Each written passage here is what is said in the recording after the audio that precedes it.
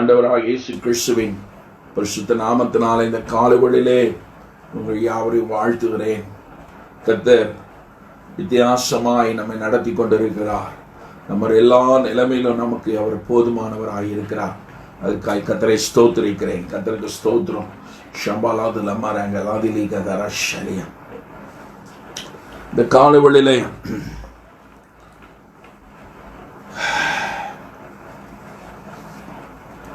இருதயம், எண்ணங்கள், சிந்தனைகள் இதை கரைப்படுத்துகிறதை குறித்தும் இதை குறித்து நம்முடைய ஜாக்கிரதையை குறித்து நாம் தொடர்ந்து சிந்தித்து வருகிறோம்.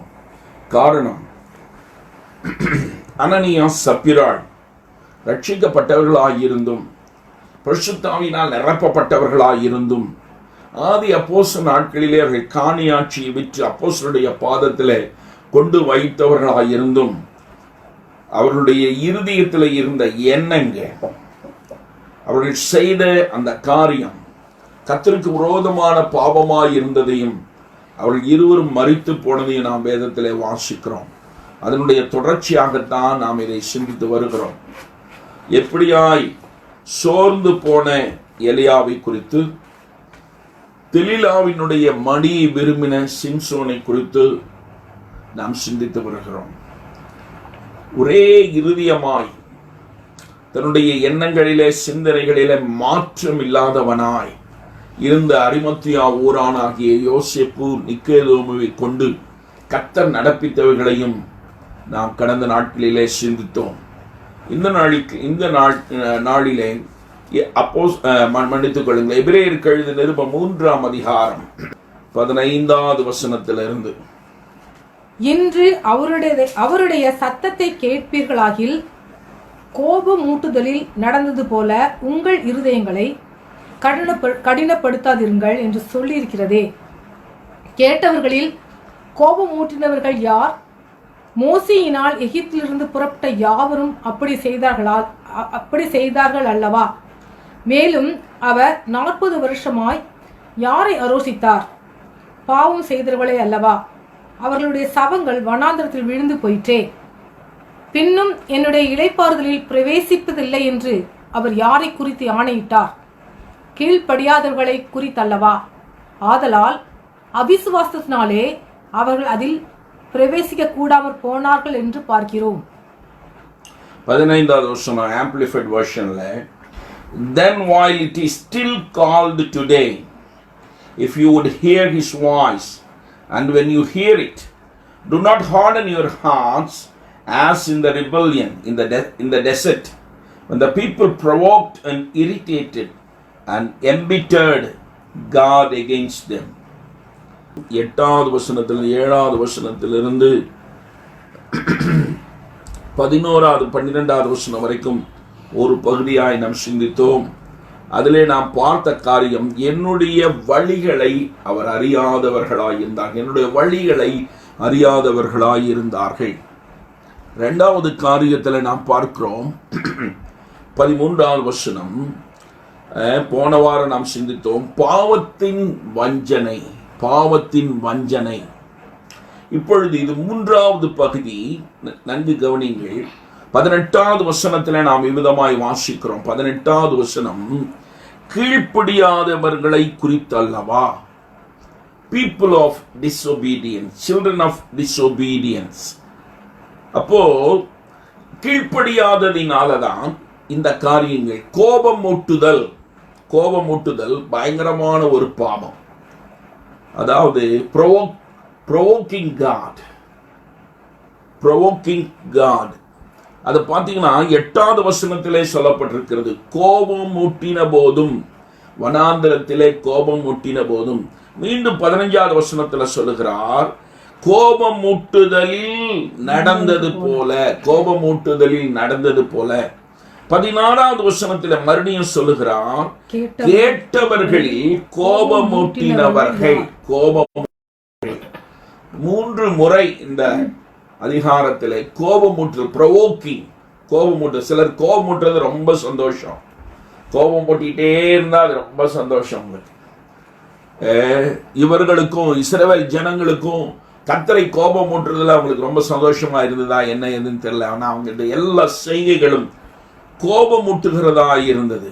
ப்ரொவோக்கிங், கர்த்தருக்கு ஸ்தோத்திரம், ப்ரொவோக்கிங் காட். அப்போ கீழ்ப்படியாததினாலே அவர்களுக்கு அவருடைய குணாதிசயங்கள் எப்படியாய் மாறுகிறது என்று பாருங்கள். கோபமூட்டுகிறவர்களாய் இருப்பார்கள், கோபமூட்டுகளாய் இருப்பார்கள். அடுத்த வசனத்திலே 17ஆம் வசனத்திலே பார்க்கும்போது அவர்கள் they sinned against God, they sinned against God, பாவம் செய்தவர்களை அல்லவா. அப்போ அவர்கள் கோபமூட்ட வைக்கிறது, பாவம் செய்ய வைக்கிறது. அடுத்ததாய் நாம் பார்க்கும்போது 19ஆம் வசனத்தில் பார்க்கும் பொழுது அவிசுவாசத்தை அவர்களுக்கு கொடுக்கிறது. நல்லா கவனிக்கணும். இப்படி கீழ்ப்படியாதவருடைய சிந்தை அன்ஸ்பிரிச்சுவல், ஆவிக்குரிய தன்மை அற்றதாய், மெய்யான சந்தோஷத்தையும் சமாதானத்தையும் இல்லாததாய், மெய்யான சமாதானமும் சந்தோஷமும் இல்லாத ஒரு சிந்தை, எண்ணங்கள், யோசனைகள் காணப்படும். அருமையானவர்களே, கர்த்தருடைய பரிசுத்த நாமம் மகிமைப்படுவதாக. இதை குறித்து நாம் மிகுந்த எச்சரிக்கை உள்ளவர்களாக இருக்கணும். கீழ்ப்படுகிறது கர்த்தர் ரொம்ப எதிர்பார்க்கிற ஒரு விஷயம். எந்த அளவுக்கு நாம் கீழ்ப்படுகிறோம், கர்த்தர் அதை ரொம்ப எதிர்பார்க்கிறார். கர்த்தருக்கு ஸ்தோத்திரம், கர்த்தருடைய பரிசுத்த நாமம் மகிமைப்படுவதாக. லூக்கா எழுதின சுவிசேஷம் இன்று என்று போடப்பட்ட ஒரு வார்த்தை போடப்பட்டிருக்கு பாருங்க. 15ஆவது வசனத்துல நான் அதை குறித்து சொல்லுகிறேன். இன்று. இத சங்கீத புஸ்தகம் 95வது சங்கீதம் 8வது வசனத்திலிருந்து 11வது வசனம் வரைக்கும் இதே பகுதியை அங்கு ஆவியானவர் சொன்ன அதே பகுதியைத்தான் இங்கு எபிரேய நிருப ஆக்கியோன் அதை எடுத்து எழுதுகிறதை நாம் பார்க்கிறோம். நீங்க நல்லா கவனிக்கணும். இன்று என்கிற வார்த்தை, அதாவது ரைட் டைம். இங்க 3ஆம் அதிகாரத்துல 7வது வசனத்திலையும் அதே வார்த்தையை உபயோகப்படுத்துகிறார். என்னன்னா, இன்று பரிசுத்த ஆவியானவர் சொல்லுகிறபடி இன்று அவருடைய சத்தத்தை கேட்கிறோம். அப்போ ஒவ்வொரு நாளும் பரிசுத்த ஆவியானவருடைய சத்தத்தை நாம் கேட்க வேண்டியவர்களாக இருக்கிறோம். இன்று ஆவியானவருடைய சத்தத்தை நாம் கேட்கிறோமா? அல்லது சுய சித்தத்தின்படி, சுய விருப்பங்களின்படி, சுய எண்ணங்களின்படி நமக்கு விரும்பின வழியிலே, நம்முடைய சுய வழியிலே நாம் போகிறோமா? பரிசுத்த ஆவியானவர் பேசுகிறவர் என்பதை நீங்கள் புரிந்து கொள்ள வேண்டும். நம்முடைய இரட்சகர் பேசுகிறவர், நம்மோடு கூட பேசுகிறவர். கண்ணிருந்தும் காணாதவர் அல்ல, காதுகளிருந்தும் கேளாதவர் அல்ல, வாயிருந்தும் பேசாதவர் அல்ல, கால்கள் இருந்தும் நடக்காதவர் அல்ல. கர்த்தருக்கு ஸ்தோத்திரம். வேறு யாரோ ஒருவர் அவரை சுமந்து கொண்டு போக வேண்டிய அவசியம் இல்லை. அருமையானவர்களே, கர்த்தர் பேசுகிற கர்த்தர், நம்மோடு கூட பேசுகிற கர்த்தர் என்பதை நாம் புரிந்து கொள்ள வேண்டும். 7வது வசனத்திலே அவிதான் சொல்லுகிறார், பரிசுத்த ஆவியானவர் சொல்லுகிறபடி இன்று அவருடைய சத்தத்தை கேட்பீர்களானால். பாவத்தை குறித்தும், நீதியை குறித்தும், நியாய தீர்ப்பை குறித்தும் கர்த்தர் பரிசுத்த ஆவியானவர் கண்டித்து உணர்த்திக் கொண்டே இருக்கிறார். சகல சத்தியத்துக்குள்ளும் அவர் நடத்துகிறவராய் இருக்கிறார். 4ஆம் அதிகாரத்திலே நீங்கள் 7வது வசனத்தை பார்ப்பீர்களானால், இதே எபிரேயருக்கு எழுதிய நிருபம் 4ஆம் அதிகாரம் 7வது வசனத்தை நீங்கள் பார்ப்பீர்களானால், இன்று அவருடைய சத்தத்தை கேட்பீர்களாகில், மறுபடியும் சொல்றார் பாருங்க, இன்று அவருடைய சத்தத்தை கேட்பீர்களாகில் உங்கள் இருதயங்களை கடினப்படுத்தாதீர்கள். இன்று கர்த்தருடைய சத்தத்தை நீங்கள் கேட்பீர்களாகில் உங்கள் இருதயங்களை கடினப்படுத்தாதிருங்கள் என்று வெகு காலத்திற்கு பின்பு ஸ்தோத்திரம். நல்லா கவனிக்கிறபடியே, ஆமா, தாவீதின் சங்கீதத்திலேயே சொல்லி இருக்கிறார். 95வது சங்கீதம் 8வது வசனத்திலிருந்து நாம் திரும்பி அதை நாம் வாசிக்கும் போது இதே பகுதி அங்கு கொடுக்கப்பட்டிருக்கிறதை நாம் பார்க்கிறோம். வாசிக்கலாம். 95ஆம் அதிகாரம் 8வது வசனத்திலிருந்து 11வது வசனம் வரைக்கும் அவருடைய சத்தத்தை பாருங்க. இன்று அவருடைய சத்தத்தை. அப்போ ஒவ்வொரு நாளும்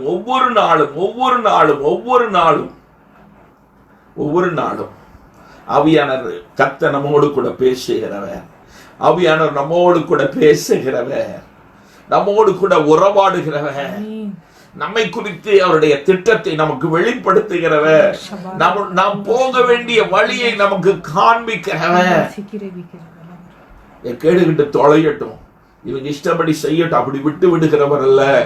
கர்த்தர் ஒவ்வொரு நாளும் நம்மோடு கூட பேசுகிறவர். அருமையானவர்களே, ஆமென், ஆமென், ஆமென், ஆமென், ஆமென். அதைத்தான் நாம் இங்கு வாசிக்கிறோம். 15வது வசனத்துல பார்க்கும் பொழுது, இன்று அவருடைய சத்தத்தை கேட்டீங்கன்னா இன்று இந்த நாள் ரொம்ப நமக்கு முக்கியமான நாள். இந்த நாள் மறுபடியும் நமக்கு கிடைக்காது. இந்த நாள் நமக்கு கிடைக்காது.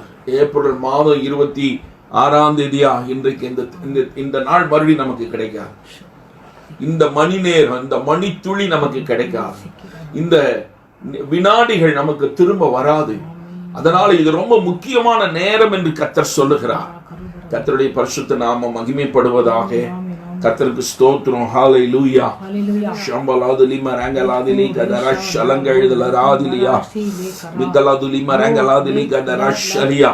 இன்றே ரட்சணீய நாள், இதுவே அனுக்கிரக காலம் என்று கர்த்தர் சொல்லுகிறார். இதனால விட்டுறாதீங்க கர்த்தர் சொல்லுகிறார். இன்றைக்கே மனம் திரும்ப வேண்டும். இன்றைக்கே தேவனிடத்தில் இருக்கிற உறவை நாம் புதுப்பித்துக் கொள்ள வேண்டும். உண்மையாய் நம்முடைய உறவுகளை புதுப்பிப்பதற்கு இந்த நிமிடம் நமக்கு ரொம்ப முக்கியம்.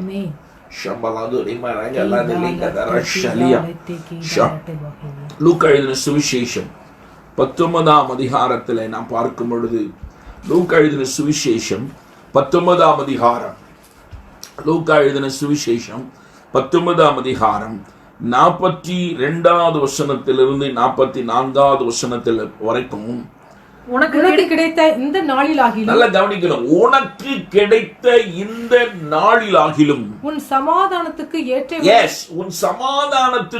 ஏற்றவைகளை நீ அறிந்திருந்தாயானால் நலமாயிருக்கும்.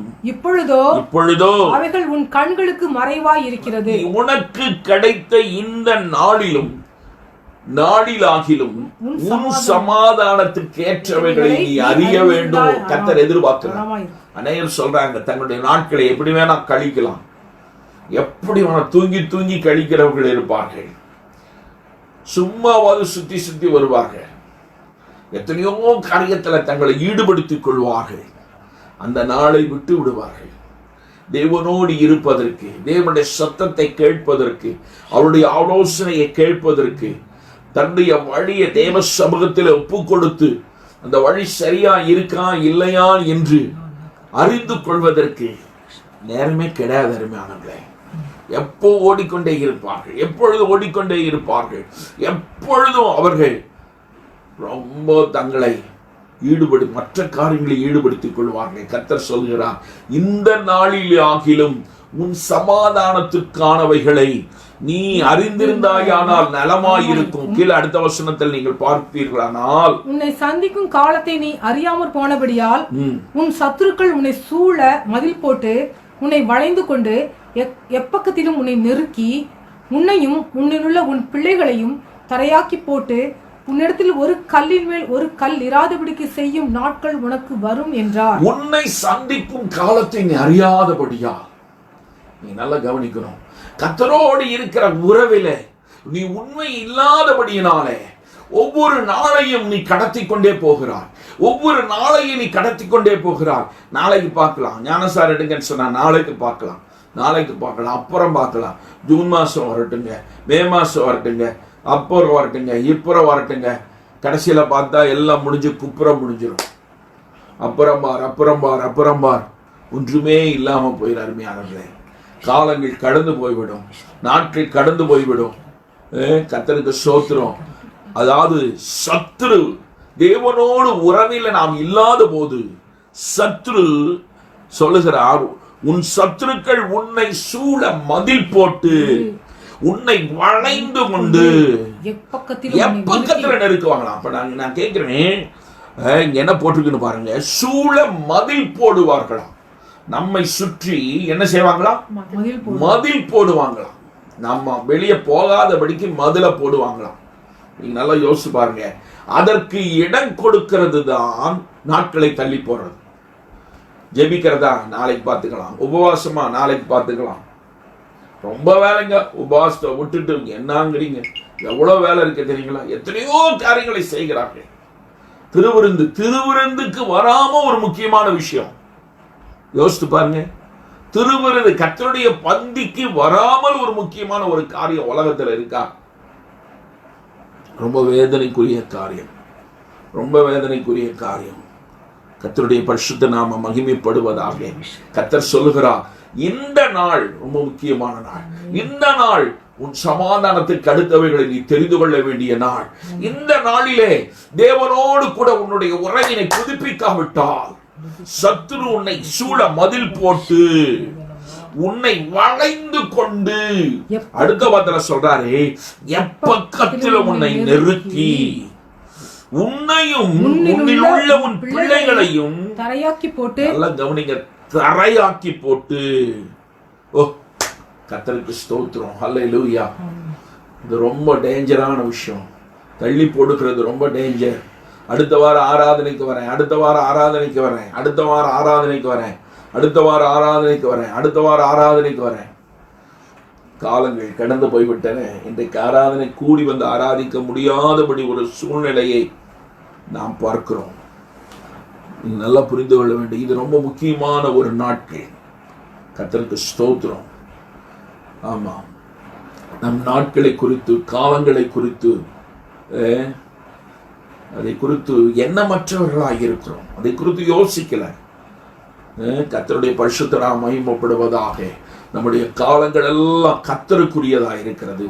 தேவனோடு கூட இருக்கிற உறவிலே அதிகப்படுவதற்காகத்தான், அதிகமாய் வளர்வதற்காகத்தான் நம்முடைய நாட்களை, நம்முடைய மாதங்களை, வருடங்களை ஆண்டவர் கூட்டி கொடுத்திருக்கிறார். கர்த்தருடைய பரிசுத்த நாமம் மகிமைப்படுவதாக. கர்த்தர் நல்லவர் என்பதை ருசிக்கும்படியாக கர்த்தர் நமக்கு இந்த நாட்களை கொடுத்திருக்கிறார். கர்த்தருக்கு ஸ்தோத்திரம், ஸ்தோத்திரம், ஸ்தோத்திரம், ஸ்தோத்திரம், ஸ்தோத்திரம். இந்த நாளிலும் நாம் இந்த காரியத்தை உணராவிட்டால் இது பயங்கரமா இருக்கும். நீங்க நல்லா புரிந்து கொள்ளுங்க. இன்றே ரட்சணிய நாள், இதுவே அனுக்கிரக காலம். இன்றைக்கே தேவனுடைய சமூகத்துல திரும்ப வேண்டும் என்று கர்த்தர் எதிர்பார்க்கிறார். நாட்களை தள்ளி போடக்கூடாது. நான் நிறைய அதற்குள்ளே நான் போகாமல் நான் முக்கியமான காரியத்திற்குள்ளே போக விரும்புகிறேன். கர்த்தருக்கு ஸ்தோத்திரம். எபேசியருக்கு எழுதின நிருபம் 2ஆம் அதிகாரம் 2வது வசனத்திலே நாம் இவ்விதமாய் வாசிக்கிறோம். அவைகளில் நீங்கள் முற்காலத்திலே இவ்வுலக வழக்கத்திற்கேற்றபடியாகவும் கீழ்ப்படியாமையின் பிள்ளைகளிடத்தில் இப்பொழுது கீழ்ப்படியாமையின் பிள்ளைகள் பிராண்ட் பண்ணி வச்சிருக்கார். இப்போ பட்டு சாரி அப்படின்னு சொன்னா அது இட்ஸ் பிராண்டட். காஞ்சிபுரம் பட்டு, பனாரஸ் பட்டு, இட்ஸ் அது ஒரு பிராண்டு. அந்த மாதிரி சில பிள்ளைகளை கர்த்தரை பிராண்ட் பண்ணி வச்சிருக்காரு. என்ன பிராண்ட் பண்றாரு? கீழ்ப்படியாமையின் பிள்ளைகள். வேதனை பாருங்க எப்படி இருக்கு. ஆண்டவர் இது கீழ்ப்படியாததுன்னு தள்ளிட்டார். கீழ்ப்படியாமையின் பிள்ளைகள் என்னவாமா? கீழ்ப்படியாமையின் பிள்ளைகளிடத்தில். ஆமா, பாருங்க அதுலயே 5ஆம் அதிகாரம் 6வது வசனத்துல பாருங்க. எபேசியருக்கு எழுதின நிருபம், அப்போஸ்தலனாகிய பவுல் எபேசியருக்கு எழுதின நிருபம் 5ஆம் அதிகாரம் 6வது வசனம்.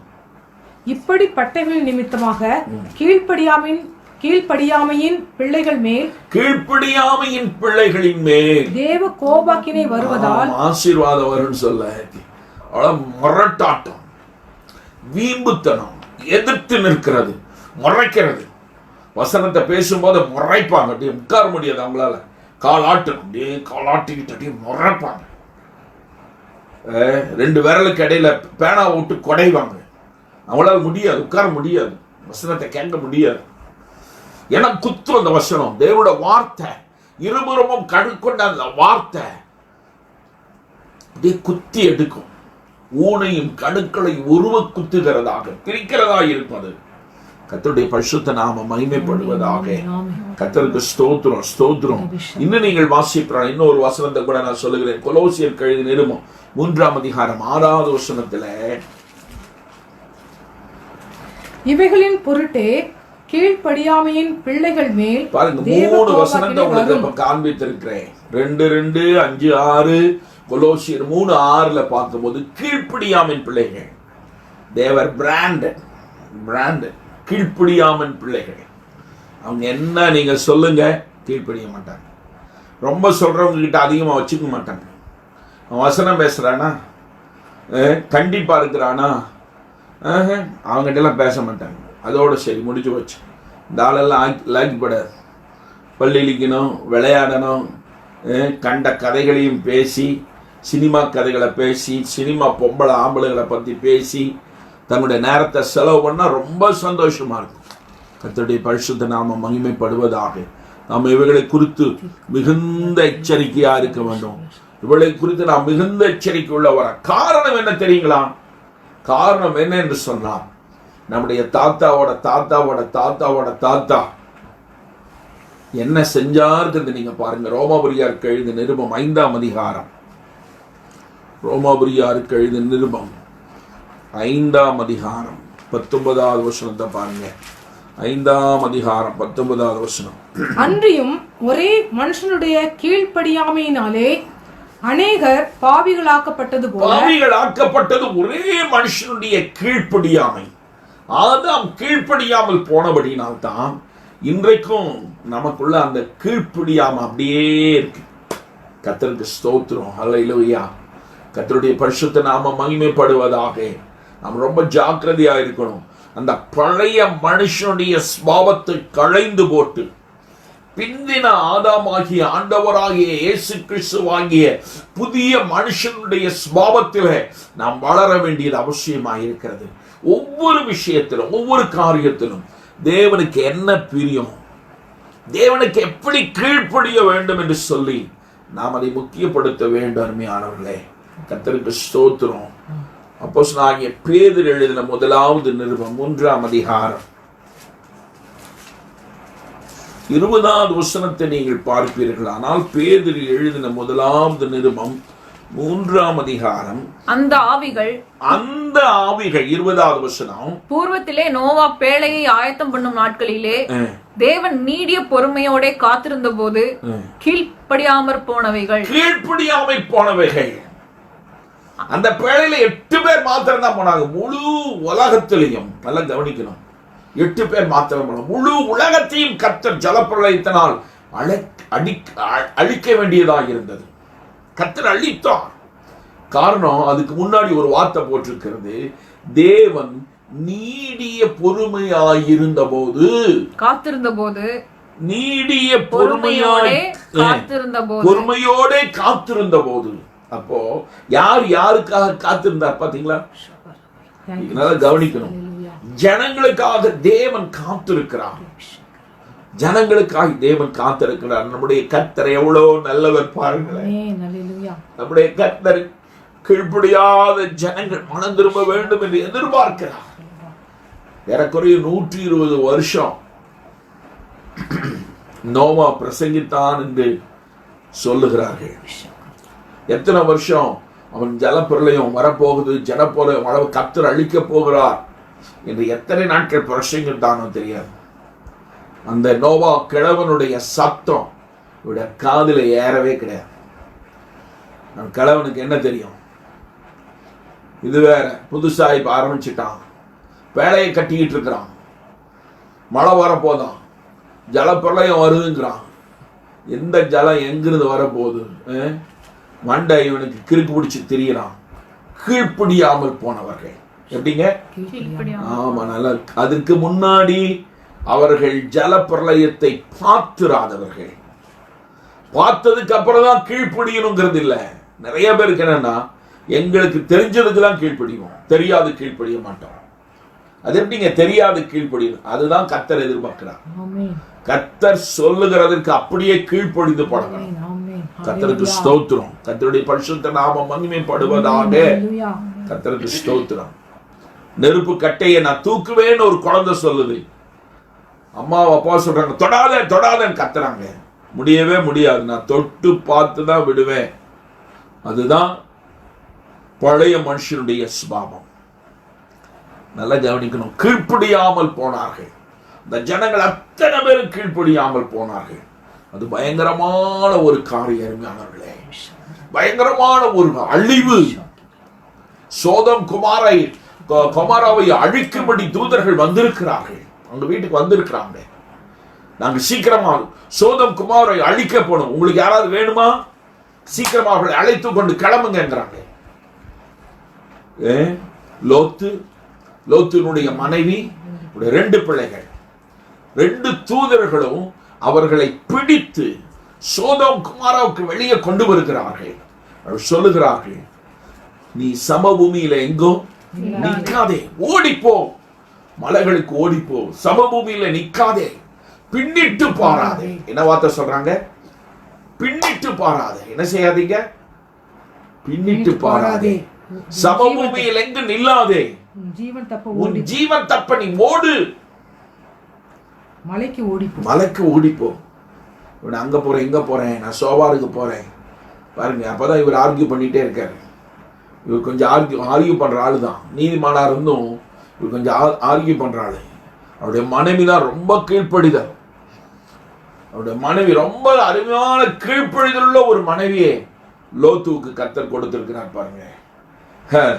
4 பேர் ஓடும்போது இவன் மாத்திரம், அங்க பாத்தீங்கன்னா 26வது வசனம் நினைக்கிறேன், 19ஆம் அதிகாரத்துல 26வது வசனம், அவன் மனைவியோ பின்னிட்டு பார்த்து உப்பு தூணானாள். எங்கேயுமே பார்க்காம நேராய் பார்த்து அவனோடு கூட ஓடி தப்பித்து கொண்டாள். அப்படி போடல, அவன் மனைவியோ பின்னிட்டு பார்த்து உப்பு தூணானாள். கர்த்தருக்கு ஸ்தோத்திரம். கர்த்தர் சொன்ன ஒரு வார்த்தை, பின்னிட்டு பாராதே. பின்னிட்டு பார்த்தா என்ன நடக்கும்? அதான் நடந்துருச்சு. இனி அப்படிதான் இருக்கும். இனி செய்யாதேன்னு செஞ்சோம்னு வைங்களேன், இதுவரைக்கும் எப்படியோ ஓடிடுச்சு காலம், இனி அப்படி இருக்காது. கொரோனாவா நான் பார்த்துக்கிறேன், அதெல்லாம் என்னை ஒன்றும் பண்ணாது, யாரை பண்ணாது. அது கொஞ்சம் நிதானிச்சுக்குங்க, பார்த்துக்குங்க. கனடா பிரதம மந்திரியுடைய மனைவிக்கு கொரோனா வந்து சுகமாச்சு. இங்கிலாந்து பிரதமருக்கு சுகமாச்சு. போரிஸ் ஜான்சனுக்கு, இன்னும் சார்ல்ஸுக்கு சுகமாச்சா என்னன்னு தெரியல. கர்த்தருடைய பரிசுத்த நாம மகிமைப்படுவதாக. உங்களை கையெடுத்து கேட்கிறேன், கீழ்ப்படிதலை நாம் கற்றுக்கொள்ள வேண்டும். அது நமக்கு ரொம்ப முக்கியம். கீழ்ப்படிதல் ரொம்ப அவசியம்.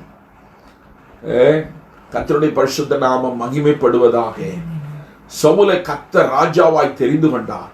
சாமுவேல் சொல்லுகிறார், முதலாவது போய் நீ அமலேக்கியரை என்ன செய்ய, நிக்கிரகம் பண்ணு, எல்லாம் கொன்று குவித்து விடு அப்படி சொல்லி அவரை அனுப்புகிறார். நீங்க பாத்தீங்கன்னா 15ஆம் அதிகாரத்தில் 3வது வசனம், 1 சாமுவேலின் புஸ்தகம் 15ஆம் அதிகாரம், 1 சாமுவேலின் புஸ்தகம் 15ஆம் அதிகாரம் 3வது வசனத்தை பாருங்கள். இப்பொழுதும் நீ போய் அமலேக்கை மடங்கடித்து அவனுக்கு உண்டான எல்லாவற்றையும் சங்கரித்து அவன் மேல் இரக்கம் வைக்காமல் புருஷரையும் ஸ்திரீகளையும் பிள்ளைகளையும் குழந்தைகளையும் மாடுகளையும் ஆடுகளையும் ஒட்டகங்களையும் கழுதைகளையும் கொன்று போட கடவாய் என்கிறார் என்று சொன்னான். கொன்று போட கடவாய் என்று யார் என்கிறார்? கர்த்தர் சொல்லுகிறார். என்கிறார் என்று சொன்னான். கர்த்தர் என்ன சொல்றாரு? அவன் ஆரம்பிக்கும் போது பாருங்க, 2வது வருஷம், சேனைகளின் கர்த்தர் சொல்லுகிறது என்னவென்றால் கர்த்தர் சொல்லுகிறார், போ எல்லாத்தையும் கொன்று போடு. ஆனால் அவன் செய்த காரியம் என்ன தெரியுங்களா? 8வது 9வது வசனங்களை வாசியுங்கள். அமலேக்கியரின் ராஜாவாகிய ஆகாகை உயிரோடு பிடித்தான். ஜனங்கள் யாவரையும் பட்டய கருக்கினாலே சங்காரம் பண்ணினான். சவுலும் ஜனங்களும் ஆகாகையும் ஆடு மாடுகளில் முதல் தரமானவைகளையும் இரண்டாம் தரமானவைகளையும் ஆட்டுக்குட்டிகளையும் நலமான எல்லாவற்றையும் அழித்து போட மனதில்லாமல், ரொம்ப முக்கியமான வார்த்தை, அதை அண்டர்லைன் பண்ணி வைத்துக் கொள்ளுங்க. அழித்து போட மனதில்லாமல், தப்ப வைத்து அழித்து போட மனதில்லாமல், தற்ப வைத்து அற்பமானவைகளையும் உதவாதவைகளுமான சகல வஸ்துகளையும் முற்றிலும் அழித்து போட்டான். ஆமா, கர்த்தருக்கு ஸ்தோத்திரம். ஹல்லேலூயா. தங்கத்துல தாயத்து இருக்குதான், தங்கத்துல தாயத்து. பத்திரமா வச்சிருப்பாங்க வீட்டில். அது அந்த காலத்தில் எங்கள் அப்பா பண்ணதுங்க, தங்கத்தில் தாயத்துங்க, அது தங்க தாயத்து. அதே தாயத்து அதை வச்சு என்ன பண்ணுறது? கர்த்தருடைய பரிசுத்த நாமம் மகிமைப்படுவதாக. எத்தனையோ அருவருப்புகள், கர்த்தருக்கு கீழ்ப்புடி முடியாத அருவருப்புகளை இன்றைக்கு அநேக தங்களுடைய வாழ்க்கையில வைத்துக் கொண்டிருக்கிறார்கள். அதை நாம் வாசிக்கிறோம். அந்த அதிகாரத்தில் கர்த்தர் கீழே பேசுகிறார். 21வது வசனத்திலிருந்து நீங்கள் பாருங்கள். 21வது வசனம், 21, 22, 23 3 வசனங்களை பாருங்கள். ஜனங்களோ உம்முடைய தேவனாகிய கர்த்தருக்கு கீழ்காலிலே பலியிடுகிறதுக்காக கொள்ளையிலே சாபத்தீடாகும் ஆடு மாடுகளிலே பிரதானமானவைகளை பிடித்து கொண்டு வந்தார்கள் என்றான். என்று இவன் பொய் சொல்றான். பொய்ய ஜனங்கள் கொண்டு வந்தார்கள் என்று சொல்லுகிறான். அதுக்கு கர்த்தர் சாமுவேல் என்ன சொல்லுகிறார் பாருங்க. அதற்கு சாமுவேல் கர்த்தருடைய சத்தத்திற்கு கீழ்ப்படிகிறதை பார்க்கிலும் சர்வாங்க தகனங்களும் பலிகளும் கர்த்தருக்கு பிரியமாய் இருக்குமோ பலியை பார்க்கிலும் கீழ்ப்படிதலும் ஆட்டுக்கடாக்களின் நிலத்தை பார்க்கிலும் செவி கொடுத்தலும் உத்தமம். கீழ்ப்படிதல், செவி கொடுத்தல், இதுதான் கர்த்தர் எதிர்பார்க்கிறார். எங்கீங்க ஆராதனைக்கு வரல? அங்கே கல்யாணம். இன்னைக்கு போகலையா கல்யாணத்துக்கு? இன்னைக்கு யாரும் கல்யாணம் வைக்கலையா? யோசிச்சு பாருங்க. அப்பா பாளையங்கோட்டையில் இறந்துட்டார். ஒரு பாஸ்டருடைய அப்பா இறந்துருக்கிறார். அவங்க பர்மிஷனுக்கு நேற்று கமிஷனர் போய் பார்த்துக்கிட்டு இருக்கிறாங்க. கோயம்புத்தூர் கமிஷனர்கிட்ட பர்மிஷன் வாங்குறாங்க இருந்து பாளையங்கோட்டை போகிறதுக்கு. ஞாயிற்றுக்கிழமையா? கர்த்தரோட ஆராதனை பற்றி இல்லை, உபவாச ஜபத்தை பற்றி கரிசனை கிடையாது. கர்த்தருடைய பந்தியை குறித்து கரிசனை கிடையாது. கர்த்தருடைய பந்தி அதெல்லாம் அடுத்த மாதம் பார்த்துக்கலாம். இன்னைக்கு ரொம்ப முக்கியமானது. கர்த்தர் சொல்றார், மரித்தோர் தங்கள் மரித்தோரை என்ன செய்யட்டும்? ஓ, அவன் அடக்கம் பண்ணிக்குவான். அவன் வேலையை பாரு, நீ என்னை பின்பற்றுவா. கர்த்தர் அதான் எதிர்பார்க்கிறான். இன்னைக்கு அதுதான் கீழ்ப்படிதல். கர்த்தருக்கு முதலிடம் கொடாதது, கர்த்தருக்கு கீழ்ப்படியாது, ரொம்ப டேஞ்சர். அது 23வது வசனத்தை வாசிங்க. ரெண்டகம் பண்ணுதல், பில்லி சூனியம் பாவத்திற்கும், ரெண்டகம் பண்ணுதல், பில்லி சூனிய பாவத்திற்கும், முரட்டாட்டம் பண்ணுதல், அவபக்திக்கும் விக்கிரகாராதனைக்கும் சரியாயிருக்கிறது. ஆமா, கர்த்தருக்கு ஸ்தோத்திரம். பாருங்க, ரெண்டகம் பண்ணுதல். இங்க தலையை காமிச்சுக்கிறது, அங்க வாழை காமிச்சுக்கிறது, அங்க வாழை காமிச்சுக்கிறது, இங்க தலையை காமிச்சுக்கிறது. கர்த்தர் சொல்றார், அது பில்லி சூனிய பாவங்கிறார். ரெண்டகம் பண்றது பில்லி சூனியத்துக்கு சமம். அவர் என்ன சொல்றாரு அடுத்தது? முரட்டாட்டம். நான் இப்படித்தான் இருப்பேன், முரட்டாட்டம். 40 நிமிஷம் அப்படியே கழிச்சு அப்படியே வர்றது, என்னமோ ரிசப்ஷன் வீட்டுக்குள்ள வர்ற மாதிரி. அதெல்லாம் முரட்டாட்டம் பண்ணுதல். கர்த்தர் சொல்றாரு, என்ன சொல்றாரு? அவபக்திக்கு விக்கிரக ஆராதனைக்கு சமம். கீழ்ப்படிதல் ரொம்ப அவசியம். அருமையானவர்களே, கர்த்தருக்கு ஸ்தோத்திரம். கீழ்ப்படிதல் கர்த்தர் எதிர்பார்க்கிற மிக முக்கியமான ஒரு குணாதிசயம். அது கர்த்தர் எதிர்பார்க்கிறார். நாம் மிகுந்த கீழ்ப்படிதல் உள்ளவர்களாய் இருக்க வேண்டும் என்று சொல்லி கர்த்தர் நம்மிடத்தில் எதிர்பார்க்கிறார். கர்த்தருக்கு ஸ்தோத்திரம். மிக முக்கியமான ஒரு பகுதியை நாம் சிந்திக்க போகிறோம். கர்த்தருடைய பரிசுத்த நாமம் மகிமைப்படுவதாக. கர்த்தருக்கு ஸ்தோத்திரம். நாம் மோசே குறித்து ரொம்ப நல்ல காரியங்களை நாம் வாசிக்கிறோம். உபாகம புஸ்தகம் 34ஆம் அதிகாரத்தை நீங்கள் பார்ப்பீர்களானால், உபாகம புஸ்தகம் 34ஆம் அதிகாரம் 10, 11, 12 வசனங்களை பார்த்தீர்களானால், மோசே எகிப்து தேசத்திலே பார்வோனுக்கும் அவனுடைய எல்லா ஊழியக்காரருக்கும் அவனுடைய தேசம் அனைத்திற்கும் செய்யும்படி கர்த்தர் அவனை அனுப்பி செய்வித்த சகல அடையாளங்களையும் அற்புதங்களை அவன் இஸ்ரவேலர் எல்லாருக்கும் பிரத்யட்சமாய் செய்த சகல வல்லமையான கிரியைகளையும், அவன் இஸ்ரவேலர் எல்லாருக்கும் பிரத்யட்சமாய் செய்த சகல வல்லமையான கிரியைகளையும் மகா பயங்கரமான செய்கைகளையும், பாருங்க, மகா பயங்கரமான செய்கைகளையும் பார்த்தால், கர்த்தரை முகமுகமாய் அறிந்த மோசேயைப் போல ஒரு தீர்க்கதரிசியும் இஸ்ரவேலில் அப்புறமும் இஸ்ரவேலில் அப்புறம் எழும்பினதில்லை என்று விளங்கும். மிகப்பெரிய கட் அவுட்டர் வைக்கிறார். யாருக்கு? மோசேக்கு மிகப்பெரிய கட் அவுட்டர். இதுவரைக்கும் தமிழ்நாட்டில் யாருக்கும் ஜெயலலிதாவுக்கோ பிஎஸ்சிக்கு கருணாநிதிக்கு ஸ்டாலினுக்கெல்லாம் வைக்காத ஒரு பெரிய கட் அவுட்டர் மோசேக்கு கர்த்தர் வைக்கிறாரு. ரொம்ப பயங்கரமா வைக்கிறார். கர்த்தரை முகமுகமாய் அறிந்த மோசேயை போல ஒரு தீர்க்கதரிசியும் இஸ்ரவேலில் அப்புறம் எழும்பினதில்லை. அவ்வளவு பெரிய ஆளுங்க, அவ்வளவு உயரம், அவ்வளவு பெருசு, பெரிய கட் அவுட்டர். கர்த்தரை ஆவியானவரே இதுல எழுதி வச்சிருக்கார். ஆனால் ஒரு விஷயம் பாருங்க, முக்கியமான ஒரு விஷயத்தை நான் பார்க்க போகிறோம். என்னாகம புஸ்தகம் 20ஆம் அதிகாரம். என்னாகம புஸ்தகம் 20ஆம் அதிகாரம். என்னாகம புஸ்தகம் 20ஆம் அதிகாரம் 7வது வசனத்திலிருந்து 13வது வசனம் வரைக்கும். கர்த்தர் மோசேயை நோக்கி என்ன சொல்லுகிறார்? நீ கோலை எடுத்துக்கொண்டு நீயும் உன் சகோதரனாகிய ஆரோனும் சபையாரை கூடி வர செய்து அவர்கள் கண்களுக்கு முன்னே கன்மலையை பார்த்து பேசுங்கள். அப்பொழுது அது தன்னிடத்தில் உள்ள தண்ணீரை கொடுக்கும். இப்படி நீ அவர்களுக்கு கன்மலையிலிருந்து அவர்களுக்கு தண்ணீர் புறப்பட பண்ணி சபையாருக்கும் அவர்களுடைய மிருகங்களுக்கும் கொடுக்க கொடுப்பாய் என்றார்.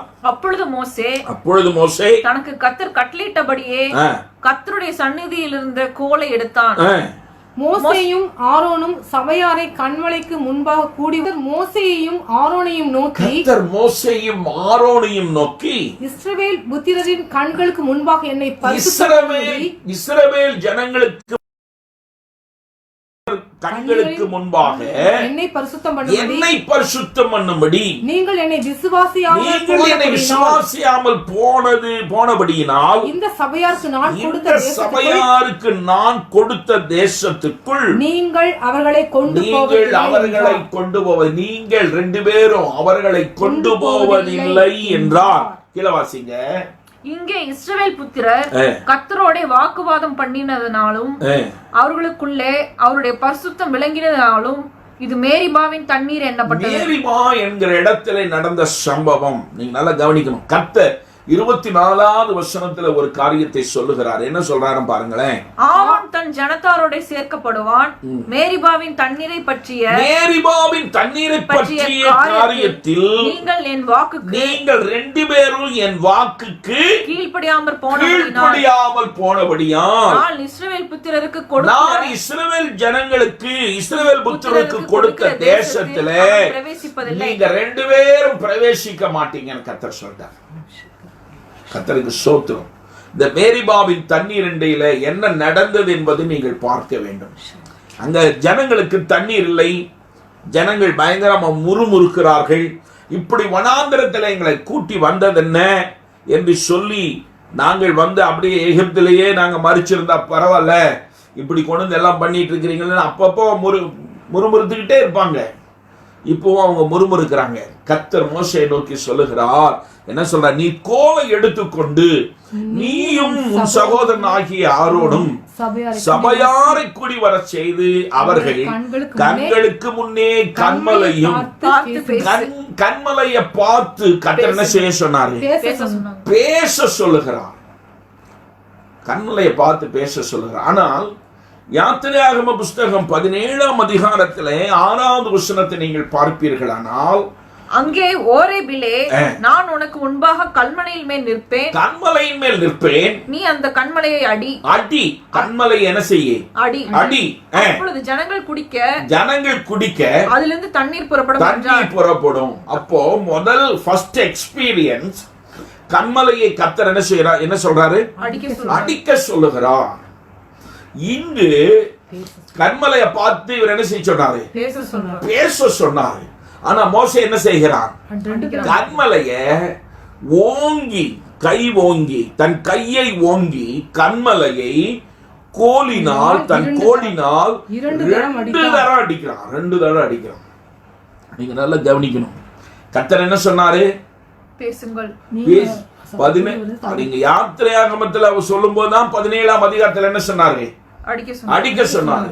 இங்க என்ன சொல்றாரு? பேச சொல்றாரு. அடிக்க சொல்லல, பேச சொல்றாரு. ஏன் தெரியுங்களா? இந்த கன்மலைங்கிறது என்னங்கிறது நம்ம பார்க்கணும். அப்போஸ்தலனாகிய பவுல் கொரிந்தியருக்கு எழுதின 1வது நிருபம் 10ஆம் அதிகாரம் 4வது வசனத்தை நீங்கள் பாருங்கள். எல்லாரும் ஒரே ஞானபானத்தை குடித்தார்கள். அப்போஸ்தலனாகிய பவுல் கொரிந்தியருக்கு எழுதின 1வது நிருபம் 10ஆம் அதிகாரம் 4வது வசனம். எல்லாரும் ஒரே ஞானபானத்தை குடித்தார்கள். எல்லாரும் ஒரே ஞானபானத்தை குடித்தார்கள். எப்படியெனில் அவர்களோடு கூட சென்ற ஞான கன்மலையின் தண்ணீரை குடித்தார்கள். அந்த கன்மலை யாரு? கிறிஸ்து. ஆண்டவராக இயேசு கிறிஸ்து இஸ்ரவேல் ஜனங்களை 40 வருஷமும் நடத்தி கொண்டு வந்தவர் நம்முடைய ஆண்டவராக இயேசு கிறிஸ்து என்பதை நீங்கள் புரிந்து கொள்ள வேண்டும். அதனாலதான் பிதாவாகிய தேவன் நல்ல கவனிக்கணும், அவரை பார்த்து பேச சொன்னார். காரணம், ஆண்டவராக இயேசு கிறிஸ்து ஒரு முறைதான் அடிக்கப்பட்டார். சொல்லுங்க, ஒரே முறை அடிக்கப்பட்டார். ஒரு முறை அடிக்கப்பட்டார். அவர் ஆண்டவராக இயேசு கிறிஸ்து அடிக்கப்பட்டதினாலே நமக்கு பரிசுத்த ஆவியானவருடைய ஞானஸ்நானம் நமக்கு உண்டாகி இருக்கிறது. அருமையானவர்களே, ஹல்லேலூயா. அந்த கன்மலையிலிருந்து இன்னைக்கு தண்ணீர் புறப்பட்டு வந்திருக்கிறது. கர்த்தர் சொன்னார், என்னை விசுவாசிக்கிறவனுடைய உள்ளத்திலிருந்து ஜீவ தண்ணீர் உள்ள நதிகள் புறப்பட்டு ஓடும் என்று சொல்லியிருந்தார். ஆண்டவராக இயேசு கிறிஸ்து நமக்காய் அடிக்கப்பட்டதினாலே, நொறுக்கப்பட்டதினாலே, மரித்து உயிரோடு எழுந்ததினாலே, பிதாவினுடைய வலது பார்சத்தில் அவர் வீற்றிருக்கிறபடினாலே பரிசுத்த ஆவியானவருடைய ஞானஸ்நானம் நமக்காய் கொடுக்கப்பட்டிருக்கிறது. கன்மலையை முதலை அடித்த போது தண்ணீர் அதிலிருந்து புறப்பட்டு வந்தது. இப்பொழுது கர்த்தர் சொல்லுகிறார், 2வது முறை நீ அடிக்க கூடாது, நீ என்ன செய்ய? பேசுங்கிறார். அப்போ ஆண்டவரை நோக்கி கூப்பிட்டா போதும், எனக்கு பரிசுத்த ஆவியானவருடைய ஞானஸ்நானம் எனக்கு வேணும். அததான் சொல்றார். பிதாக்கள் உங்களுக்கு நல்ல ஈவுகளை கொடுக்க அறிந்திருக்கும் போது பரமபிதாவானவர் தம்மிடத்தில் வேண்டிக் கொள்ளுவர்களுக்கு பரிசுத்த ஆவியை கொடுப்பது அதிக நிச்சயம். புரிந்து கொள்ளுங்க. நம்ம போய் அடிக்க வேண்டியதில்லை. ஏற்கனவே அடிக்கப்பட்ட ஆண்டவராக இயேசு கிறிஸ்துவிடத்தில் நாம் கெஞ்சும் பொழுது பரிசுத்த ஆவியானவருடைய ஞானஸ்நானத்தை நாம் பெற்றுக்கொள்ள முடியும். பேசணும். ஆனால் இவன் என்ன செய்தான்? கோலை வச்சு என்ன செய்தான்? இது எதற்கு சமானமாய் இருக்கிறது என்பதை நீங்கள் பாருங்கள். எபிரேயருக்கு எழுதின நிருபம் 6ஆம் அதிகாரம், 6ஆம் அதிகாரம் 4வது வசனத்திலிருந்து நாம் வாசிக்கிறோம். 4வது வசனத்திலிருந்து 8வது வசனம் வரைக்கும். ஏனெனில் ஒரு தரம் பிரகாசிக்கப்பட்டும், நல்லா கவனிக்கணும், ஏனெனில் ஒரு தரம் பிரகாசிக்கப்பட்டும், ஒரே தரம் பிரகாசிக்கப்பட்டும், பரம ஈவை ருசிபார்த்தும், பரிசுத்த ஆவியை பெற்றும், தேவனுடைய நல்வார்த்தையையும் இனிவரும் உலகங்களையும் ருசிபார்த்தும் மறுதலித்து போனவர்கள் தேவனுடைய குமாரனை, நல்ல கவனிக்கணும், தேவனுடைய குமாரனை தாங்களே மறுபடியும்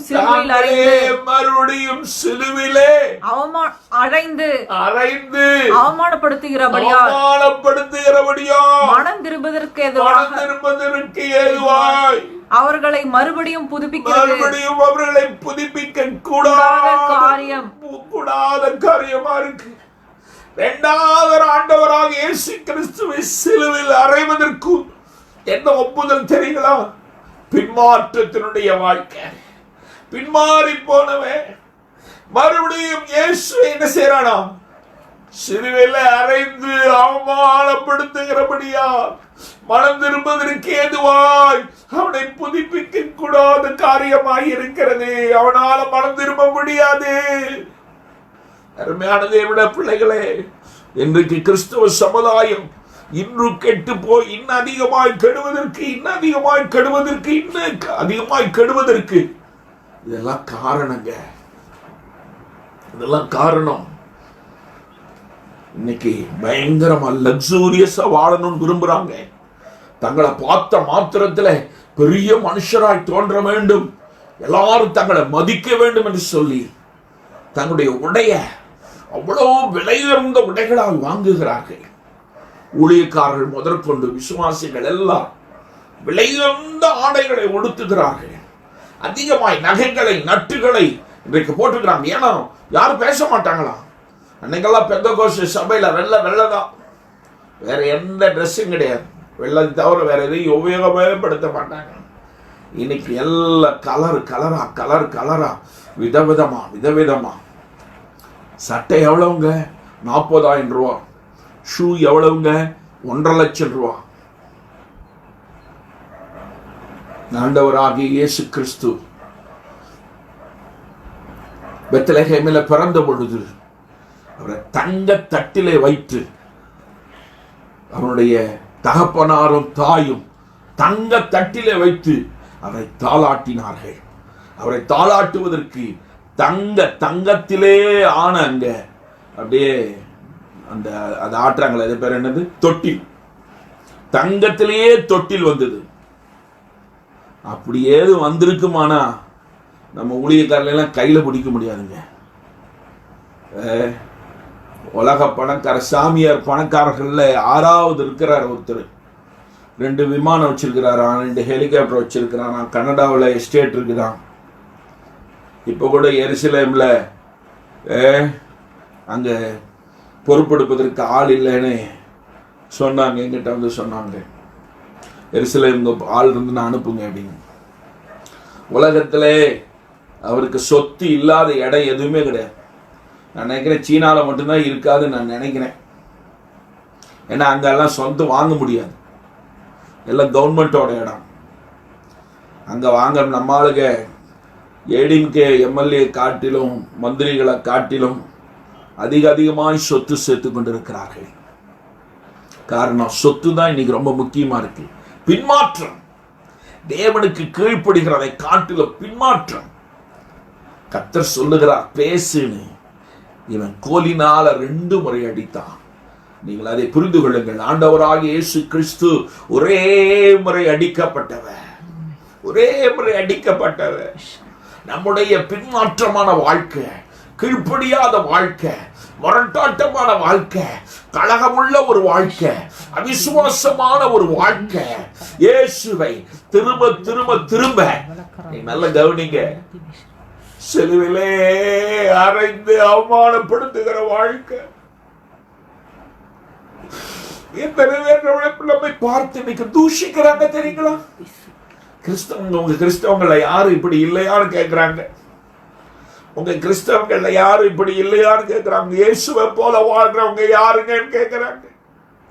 இயேசுவை போல இருக்கிற ஒரு ஊழியக்காரனை சொல்லுங்க அப்படி கேட்கிறாங்க. இன்னைக்கு யார சொல்ல முடியும்? கர்த்தருக்கு தான் தெரியும். எத்தனையோ 1000 ரூபாய் செலவு பண்ணி நகத்தை கிளீன் பண்றாங்களா, நகத்தை எத்தனையோ 1000 செலவு பண்ணி நகத்தை கிளீன் பண்றாங்க. கர்த்தருக்கு தான் தெரியும், எனக்கு தெரியாது. ஐயோ இருதயமே உடையது அருமையானவர்களே. எப்படியா ஒரு சுகமுகமான வாழ்க்கை இன்றைக்கு வேணும். நீங்கெல்லாம் மண்ணு தரையில படுக்கிற கிறிஸ்தவனை யாருமே கிடையாது. மண்ணு தரையெல்லாம் படுக்க மாட்டான். எல்லாம் லக்ஸூரியஸா தான் இருக்கணும். இப்படி இருக்கணும். டாய்லெட் அப்படி இருக்க வேண்டும், பெட்ரூம் இப்படி இருக்க வேண்டும், சாப்பிட்ற தட்டுகள் இப்படி இருக்க வேண்டும். சாப்பிட்ற தட்டை 10 தடவை பார்ப்பான். இது எனக்கு வேண்டாம், புது தட்டு வாங்கிட்டு வா. இலை இருந்தா போடு, இலையில கொரோனா இருக்கும். லக்ஸூரியஸாய் ஐஸ்வர்யவானாய் வாழுகிற யாரா இருந்தாலும் அதற்கு கணக்கு சொல்லி ஆகணும். அருமையானவர்களே, பின்மாற்றத்திலேயே இருக்கிற கிறிஸ்தவர்களுக்கு தாங்கள் பின்மாற்றத்தில் இருக்கிறோம் என்பது இன்றைக்கு தெரியவில்லை. ரொம்ப ஒரு பரிதாபத்துக்குரிய ஒரு நிலைமையில இன்றைக்கு கிறிஸ்தவ சமுதாயம் வந்திருக்கிறது. கர்த்தருக்கு ஸ்தோத்திரம். ஹல்லேலூயா. கர்த்தருடைய பரிசுத்த நாமம் மகிமைப்படுவதாக. அந்த வசனத்தை திரும்ப நீங்கள் வாசிங்கள். எபிரேயருக்கு எழுதின நிருபம் 6ஆம் அதிகாரம் அது 6வது வசனமா இருக்கும். மறுதலித்து போனவர்கள், அந்த மிக முக்கியமான பகுதி, மறுதலித்து போனவர்கள் தேவனுடைய குமாரனை, அதுக்கு முன்னாடி வாசிங்க 5வது வசனம். தேவனுடைய நல் வார்த்தையையும் இனிவரும் உலகத்தின் பலன்களை ருசி பார்த்தும் மறுதலித்து போனவர்கள் தேவனுடைய குமாரனை, நல்ல கவனிக்கணும், தேவனுடைய குமாரனை தாங்களே மறுபடியும் சிலுவையில் அறைந்து அவமானப்படுத்துகிறபடியால் மனம் திரும்புவதற்கு ஏதுவாய் அவர்களை மறுபடியும் புதுப்பிக்கிறது கூடாத காரியம். கீழவாசிங்க. எப்படியெனில் கர்த்தர் சொல்றார், எப்படியெனில் தன்மேல் அடிக்கடி பெய்கிற மழையை குடித்து தன்னிடத்தில் பயிரிடுதலுக்கு ஏற்ற பயிரை முளைப்பிக்கிற நிலமானது தேவனால் ஆசீர்வாதம் பெறும். முட்செடிகளையும் முட்பூண்டுகளையும் முளைப்பிக்கிற நிலமோ தகாததாயும் சபிக்கப்படுவதற்கு ஏற்றதாயும் சுட்டரிக்கப்படுவதே அதன் முடிவு. சுட்டரிக்கப்படுவதே அதனுடைய முடிவு என்று கர்த்தர் சொல்லி இருக்கிறார். நம்மை அதிகமாக சுத்திகரிக்க வேண்டாம். என் தகப்பன் மரித்த போது அவர்களுக்கு வேற ட்ரெஸ் இருக்கான்னு போய் தேடி பார்த்த போது ஒரே ஒரு சட்டை மாத்திரம் இருந்தது, 2 வேஷ்டி இருந்தது. அவங்க போட்டிருந்த கல்யாண பேண்ட் அன்னைக்கு போட்டிருந்தாரு, இறந்து போகும்போது அவர் போட்டிருந்த கல்யாண பேண்ட், அவ்வளவுதான். வேறொரு ஷர்ட், அதோடு தான் அடக்கணும். எக்ஸ்ட்ரா ஒரு ஷர்ட், 2 வேஷ்டி இருந்தது. அது இன்னும் எனக்கு ரொம்ப பயமா இருக்கு. இன்றைக்கு எளிமையான வாழ்க்கையில போகிறது விரும்பத்தக்கதா இன்றைக்கு தெரியல. சுகபோகமாய் வாழுகிறார்கள், பின்மாற்றத்திலே இருக்கிறார்கள். பின்மாற்றமான வாழ்க்கை. தேவனை விட்டு விட்டார்கள், ஐஸ்வர்யத்தை பிடித்துக் கொண்டிருக்கிறார்கள். தேவனை விட்டு விட்டார்கள், உலகத்தை பிடித்துக் கொண்டிருக்கிறார்கள். கர்த்தரை ஆண்டவராக இயேசு கிறிஸ்துவை விட்டு விட்டார்கள். கர்த்தரை ரொம்ப ஆசீர்வதிச்சிருக்கிறாரு. கர்த்தர் உங்களை உண்மையாய் ஆசீர்வதித்திருப்பாரானால் நீங்கள் ஆண்டவரை போல வாழ்வீர்கள், ஆண்டவரை போல உடுத்துவீர்கள், ஆண்டவரை போல பேசுவீர்கள், ஆண்டவரை போல நடப்பீர்கள், ஆண்டவரோடு கூட நீங்கள் இருப்பீர்கள். பிதாவோடு கூட ஆண்டவராக இயேசு கிறிஸ்து எப்படியா ஜீவித்தாரோ அவ்விதமாய் நீங்கள் இருப்பீர்கள். கர்த்தருடைய பரிசுத்த நாமம் மகிமைப்படுவதாக. கர்த்தருக்கு ஸ்தோத்திரம். பின்மாற்றத்தின் அனுபவத்தை அந்த இடத்துல காண்பிக்கிறது. நல்லா கவனிங்க. இப்ப நான் மறுபடியும் அந்த என்னாகும் 20ஆம் அதிகாரத்துக்கு நம்ம போகலான ஒரு காரியம். மோசே relied on the past experience. ஏற்கனவே இருந்த பழைய ஒரு அனுபவத்தை அவன் சார்ந்திருந்தான். கர்த்தர் சொல்லுகிற தாற்பயத்தை அவன் புரியாதவனாயும் அதற்கு கீழ்ப்படியாதவனுமாயிருந்தான். நீங்க நல்லா கவனிக்கணும். அதனாலதான் இன்று என்று நம்ம முதல்ல ஆரம்பிச்சோம். இன்று நேற்றைய அனுபவம் நமக்கு வேற, நேற்று நமக்கு சொன்னது வேற. அதே கோதுமை மாவு எண்ணெய்க்குள்ள போட்டு பூரி எடுத்திருப்பாங்க, இன்னைக்கு அதே கோதுமை மாவு சப்பாத்தியா சுடுவாங்க. அந்த மாதிரி கர்த்தர் முதல்ல சொன்னது கண்மலையை பார்த்து என்ன சொன்னாரு? அடிக்க சொன்னார். இன்னைக்கு என்ன சொல்றாரு? பேச சொல்லுகிறார். கர்த்தர் என்ன சொல்றாரோ அதை செய்யணும். We should not rely on the old experiences. நமக்கு முன்னாடி அப்படியெல்லாம் இருந்தது, அதன்படி செய்வோம். அப்படி செய்ய முடியாது. கர்த்தருடைய பரிசுத்த நாமம் மகிமைப்படுவதாக.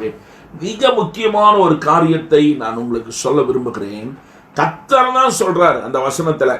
எத்தனாவது வசனம்? 8வது வசனத்துல கர்த்தர் தான் சொல்றாரு. என்ன சொல்றாரு? நீ கோலை எடுத்துக்கொண்டு இருங்க. பேசுறதுக்கு அடிப்பதற்கு கோல் இல்லையா? இப்ப அவன் என்ன செய்ய போறான்? பேசத்தான் போறான். அதுக்கு கோல் வேணுமா? கர்த்தர் என்ன சொல்றாரு? நீ கோலை எடுத்துக்கொண்டு. இவன் எங்கிருந்து எடுத்துட்டு போறான்னு நீங்க பாருங்க. 9வது வசனத்தை பாருங்க. கர்த்தர் மோசேக்கு அப்பொழுது மோசே கர்த்தர் கட்டளையிட்டபடியே கர்த்தர் கட்டளை அப்படியே கீழ்ப்படிஞ்சிட்டானா? எந்த விஷயத்துல? கர்த்தருடைய சந்நிதியிலிருந்து கோல். அப்போ எங்க இருந்தது கோல் எங்க இருக்கு? கர்த்தருடைய சந்நிதியில். எங்க இருக்கு? கர்த்தருக்கு முன்னாடி. அதான் எங்கனே சந்ததினா எங்க? ஆசரிப்பு கூடாரத்துல போய் கோலை எடுத்துக்கிட்டு வரான். எதுக்கு? கண்மலை பார்த்து பேசுறதுக்கு, அடிக்கிறதுக்கு வரான். கோல்னு சொன்னா அதுலயே நிறுத்திட்டான். அப்ப சிந்தை, எண்ணங்கள், நம்முடைய இருதயம் எதை சார்ந்து இருக்கிறது என்பது ரொம்ப முக்கியம். கர்த்தர் என்ன சொல்லுகிறார் என்பது சிந்தை, எண்ணம் நமக்கு ரொம்ப தெளிவா இருக்கணும். அதனால தெளிந்த புத்தி உள்ளவள் ஆகிருங்கள். கர்த்தர் திரும்ப சொல்றார், விழித்திருங்கள், தெளிந்த புத்தி உள்ளவள் ஆகிருங்கள், விழித்திருங்கள், தெளிந்த புத்தி. கோலை எடுத்துக்கொண்டா கர்த்தர் சொன்னபடி. ஆனா கோலை எடுத்துட்டு போய் பேசாம போயிட்டான். கர்த்தருக்கு ஸ்தோத்திரம். நீங்க நல்லா கவனிக்கணும். கர்த்தர், நீங்க நல்லா கவனிங்க, இந்த கோலுன்னா அவன் அடிக்க போறான்னு சொல்லி நல்லாவே தெரிஞ்சுதான் அவனை தூக்கிட்டே போக சொல்றான். நீங்க நல்லா கவனிக்கணும். கர்த்தர் நமக்கு நம்மை பிரித்தெடுத்திருக்கிறார். எல்லா உலகத்தினுடைய எல்லா ஆசாபாசங்களிலிருந்து, உலகத்தினுடைய சகல அருவருப்புகளிலிருந்து, எல்லா இச்சைகளிலிருந்து, ஆசைகளிலிருந்து கர்த்தர் நம்ம என்ன செய்திருக்கிறார்? கிறிஸ்துவுடனே கூட கிறிஸ்துவனுடைய தங்கள் மாம்சத்தையும் அதன் ஆசை இச்சைகளையும் சிலுவையில் அறைந்திருக்கிறார்கள். நானோ நம்முடைய கர்த்தராகிய இயேசு கிறிஸ்துவின் சிலுவையை குறித்தே இல்லாமல் வேறொன்றையும் குறித்து மேன்மை பாராட்ட மாட்டேன். அவரால் உலகம் எனக்கு சிலுவையில் அறையுண்டிருக்கிறது, நானும் உலகத்திற்கு. நல்ல கர்த்தர் வேறு பிரித்திருக்கிறார். ஆனால் பாருங்க, அதை முன்னாடி வைக்கிறார். நம்ம அதுல சேருவோமான்னு பார்ப்பார். அதை செய்வோமா? நமக்கு நிறைய ஆப்பர்ச்சுனிட்டிஸ் இருக்குங்க. கோலை எடுத்து அடின்னு ஆண்டவர் சொல்லவே இல்லை, கையில பிடிச்சுக்கிட்டு பேசுங்கிறார். கர்த்தருக்கு ஸ்தோத்திரம். அல்லேலூயா, அல்லேலூயா, ஆமென், அல்லேலூயா. நமக்கு இடர்களாய் இருக்கிற விஷயங்கள் நாம் மிகுந்த ஜாக்கிரதையா இருந்து அவைகளிருந்து வெளியே வரணும் என்பதுதான் கர்த்தருடைய விருப்பம். ரொம்ப அழகா எழுதி வச்சுட்டார். இதுக்கு மேல என்ன வசனம் சொல்லணும்? நானோ நம்முடைய கர்த்தராகிய இயேசு கிறிஸ்துவின் சிலுவையை குறித்தே இல்லாமல் வேறொன்றை குறித்து மேன்மை பாராட்ட மாட்டேன். அவரால் உலகம் எனக்கு சிலுவையில் அறையுண்டிருக்கிறது, நானும் உலகத்துக்கு சிலுவையில் அறையுண்டிருக்கிறேன். கர்த்தருடைய பரிசுத்த நாமம் மகிமைப்படுவதாக. கர்த்தருக்கு ஸ்தோத்திரம். அல்லேலூயா. நாம் எத்தனையோ காரியங்களை குறித்து மேன்மை பாராட்டுகிறோம். நம்முடைய அழகை குறித்து மேன்மை பாராட்டுகிறோம், நம்முடைய கலரை குறித்து மேன்மை பாராட்டுகிறோம், நம்முடைய படிப்பை குறித்து மேன்மை பாராட்டுகிறோம். உலகத்துல மேன்மை விசுவாசிகளை பத்தி நான் பேசுறேன். எத்தனையோ விஷயங்களை சொல்லுகிறார்கள், மேன்மை பாராட்டுகிறார்கள்.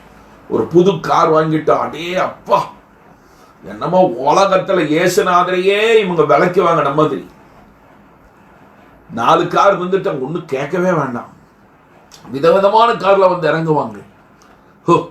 இதெல்லாம் ஒண்ணுமே இல்லை ஐயா, உன்னை அது நாசம் பண்ணும், உன்னை அதை நாசம் பண்ணும், உன்னுடைய இருதயம் அதன் பின்பற்றி போகும். கர்த்தருடைய பரிசுத்த நாமம் மகிமைப்படுவதாக. வினோதமான வீடுகள் கட்டுகிறார்கள், சம்பாத்தியங்களை நிறைய சம்பாதிக்கிறார்கள், பெரிய காரியம் ஆக வேண்டும். மோசே அங்கதான் வழுக்கிறான். பேசுன்னு சொன்ன மோசே கோலை எடுத்து அவனுக்கு இருக்கிற ஆத்திரத்தில் என்ன செய்துட்டான்? அடிச்சுட்டான். அருமையானவர்களே, கர்த்தருக்கு ஸ்தோத்திரம். கர்த்தருடைய பரிசுத்த நாமம் மகிமைப்படுவதாக. ரொம்ப முக்கியமான ஒரு காரியத்தை நான் உங்களுக்கு காண்பிக்க விரும்புகிறேன். இந்த இடத்துல மோசே தவறு செய்தது உண்மைதான். அவன் பேச வேண்டியவன், அவன் என்ன செய்தான்? அடித்தான். நல்ல கவனிக்கணும். அடித்தான், பேசல. ஆனா என்ன விலைக்கு வாங்கியிருக்கான்? ஒரு மலையை வாங்கி, இந்த மாதிரி எல்லாம் கேள்விப்பட்டதே இல்லை, இப்பதான் எல்லாம் கேள்விப்படுறோம். மலையே விலைக்கு வாங்கி இருக்கிறாங்க, ஹெலிகாப்டர் வச்சிருக்கிறாங்க, அதை வச்சிருக்கிறாங்க, இதை வச்சிருக்கிறாங்க, அங்க இடம் இருக்கு, இங்க இடம் இருக்கு. நல்லா கவனிக்கணும். அவங்கள மாதிரி நீங்க 30,000 பேரை கூட்ட முடியுமா? அவங்கள மாதிரி 50,000 பேரை கூட்ட முடியுமா? உண்மை, சத்தியம் தான். இங்க பாருங்க, தண்ணீர் வந்துச்சு, என்ன செஞ்சிச்சு? தண்ணீர் ஏராளமாய் புறப்பட்டது. ஏராளமாய் தண்ணீர் புறப்பட்டது. சபையார் குடித்தார்கள், அவர்கள் மிருகங்களும் குடித்தது. நல்லா கவனிக்கணும். சபையார் குடிக்கணும், மிருகங்கள் குடிக்கணும். தண்ணீர் ஏராளமா என்ன செஞ்சது? புறப்பட்டது. ஊழியம் செய்த மோசே செஞ்சது தப்பு, தவறான ஊழியம். ஆனா ஊழியம் நல்லா நடக்கும். ஊழியத்துல எந்த பிரச்சனையும் வராதுங்க. ஆமா, 8 வருஷம் குழந்தை இல்லாம இருக்கும். அவங்க சாட்சி சொல்லுவாங்க, இந்த பாஸ்டர் ஜெபம் பண்ணதுனால இல்ல, கர்த்தர் இறங்கினதுனால. நிறைய பேர் நினைச்சிருக்கிறாங்க தவறாய் போகிற பாஸ்டர், தவறாய் ஊழியத்தை செய்கிற பாஸ்டருடைய ஜெபத்தினால ஊழியம் நடக்குதுன்னு நினைச்சா அது ரொம்ப டேஞ்சர். ஊழியத்தை வச்சு ஒரு ஊழியக்காரரை கணக்கு போடுறாங்க. ஊழியத்தை வைத்து ஊழியக்காரரை கணக்கு போடாதீங்க. ஊழியத்தை வைத்து, நான் சொல்ற வார்த்தையை புரிந்து கொள்ளுங்க, ஊழியத்தை வைத்து ஊழியக்காரனுக்கு மார்க் போடாதீங்க. இவர் ரொம்ப மகா பரிசுத்தவான் என்று தயவு செய்து சொல்லாதீங்க. இவன் தவறாய் செய்தான், ஆனா அந்த ஊழியம் என்ன செய்து, தண்ணீர் ஏராளமாய் புறப்பட்டது, சபையார் குடித்தார்கள், மிருகங்களும் குடித்தது. ஆண்டவர் நிறுத்தல. இவன் அடிச்ச உடனே போடா உனக்கு தண்ணி கிடையாது போடா அப்படி சொல்லி ஆண்டவர் நிறுத்தல. நீங்க நல்லா கவனிக்கணும். ஊழியக்காரன் செய்கிற அனைத்து தவறுகளின் நிமித்தம் ஊழியத்தை கர்த்தர் நிறுத்தி விடுகிறவர் அல்ல. திரும்ப திரும்ப திரும்ப நான் சொல்லுகிறேன், ஊழியம் பாட்டுக்கு நடக்கும், எல்லாரும் ஜாயிட்டே இருக்கும், பெருசாயிட்டே இருக்கும், 40,000 50,000 பெருகி கொண்டுதான் இருக்கும். ஊழியம் கர்த்தருடையது, அது பாட்டுக்கு நடந்துட்டு தான் இருக்கும். ஆனா ஊழியக்காரனுக்கு வேற வகை வச்சிருக்கிறார், அவனுக்குன்னு தனியா வச்சிருக்கிறார் ஆண்டவர். நீங்க நல்லா புரிந்து கொள்ளுங்க. மத்தேயு எழுதின சுவிசேஷம் 7ஆம் அதிகாரம் 22 23 வசனத்தை வாசிங்க சீக்கிரம் வேகமா. அந்நாளில் அநேகர் என்னை நோக்கி கர்த்தாவே கர்த்தாவே கர்த்தாவே கர்த்தாவே உமது நாமத்தினாலே தீர்க்கதரிசனம் உரைத்தோம். கவனிக்கணும், உமது நாமத்தினாலே தீர்க்கதரிசனம் உரைத்தோம் அல்லவா. உமது நாமத்தின், இயேசு கிறிஸ்துவின் நாமத்தினாலே தீர்க்கதரிசனம் உரைத்தோம் அல்லவா. உமது நாமத்தினாலே பிசாசுகளை துரத்தினோம் அல்லவா. இயேசு கிறிஸ்துவின் நாமத்தினாலே பிசாசுகளை துரத்தினோம் அல்லவா. உமது நாமத்தினாலே அநேக அற்புதங்களை செய்தோம் அல்லவா என்பார்கள். ஊழியக்காரங்க போய் சொல்லுவாங்க, எல்லா அற்புதங்கள் எல்லாம் உங்க நாமத்துல தானே செஞ்சோம். அப்பொழுது நான் ஒரு காலம் உங்களை அறியவில்லை. கர்த்தர் சொல்றாரு, உங்களை பத்தி எனக்கு ஒண்ணுமே தெரியாதுப்பா. என்ன ஆண்டவரே, அங்க 50,000 பேர் வந்தாங்க, 1.5 லட்சம் பேர் வந்தாங்க, இவ்வளவு அற்புதங்கள் நடந்தது. 40 பேர் கிரச்சஸ தூக்கி எடுத்து விட்டு நடந்தாங்க, 300 பேர் பார்வையடைந்தார்கள், 200 பேர் அற்புதங்களை செய்தார்கள். எவ்வளவு என்ன பற்றி எவ்வளவு விஷயங்கள் உங்களுக்கே தெரியும்.